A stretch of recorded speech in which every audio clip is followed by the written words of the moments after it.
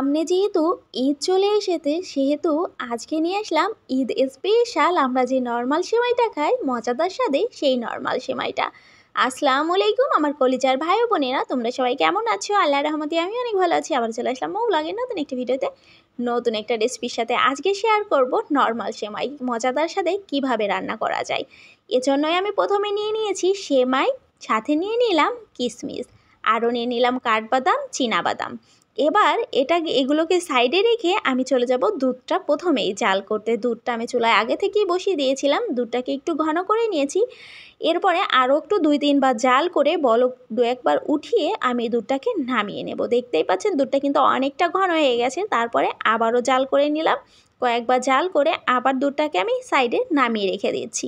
এবার একটা কড়াইতে দিয়ে দিলাম ভরে ভরে 2 টেবিল চামচ ঘি।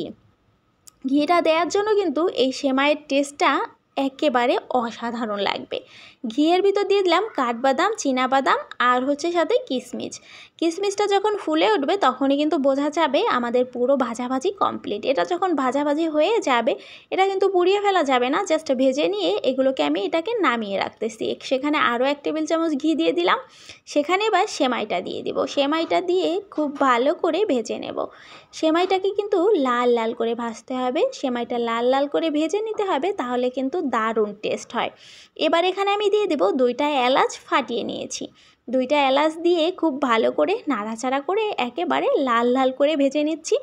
আমার যখন এটা একেবারে ভাজা ভাজা হয়ে যাবে, এই তো আমার ভাজা কমপ্লিট, লাল হয়ে গেছে। এ পর্যায়ে এখানে আমি অ্যাড করে দেব যে আগে থেকে জাল করে রেখেছিলাম সেই দুধটা। পুরো দুধটাই এখানে আমি দিয়ে দেব, যতটুকু আমার পরিমাণ লাগছে ততটুকু। আপনারা অবশ্যই আপনাদের পরিমাণ মতো নিয়ে নেবেন। এই তো এবার আমি দুধটা জাল করে নিয়েছিলাম, সেটাকে এখন একেবারে সেমাইটা সিদ্ধ হওয়া পর্যন্ত, সেমাইটা যখন পুরো কুক হয়ে যাবে এ পর্যায়ে আমি এখানে দিয়ে দেব চিনি। চিনিটা অবশ্যই স্বাদ মতো, আমি একটু কম খাই মিষ্টি, এজন্য কম দিয়েছি, আপনারা চাইলে বেশি দিতে পারেন। আমি সমস্ত মিষ্টিতে একটু পরিমাণ লবণ দিই যাতে স্বাদটা ভালো হয়, স্বাদের ব্যালেন্সটা আসে মিষ্টির, এজন্য লবণ দিয়ে দিলাম। সাথে সেই যে ভেজে রেখেছিলাম সেই বাদাম কিশমিশগুলো দিয়ে নাড়াচাড়া করে নামিয়ে নিলেই অল ডান। আমার ঘনত্বটা দেখতেই পাচ্ছেন কেমন রেখেছি, আপনারা চাইলে এর থেকেও বেশি রাখতে পারেন, কেননা এটা ঠান্ডা হওয়ার পর আরও একটু ঘন হয়ে যাবে। এ পর্যায়ে এটাকে আমি নামিয়ে নিচ্ছি। দেখতেই পাচ্ছেন কতটা সুন্দর হয়েছে, আর উপর দিয়ে কিছু বাদাম কিশমিশ ছড়িয়ে গার্নিশিং করে নিলেই অল ডান।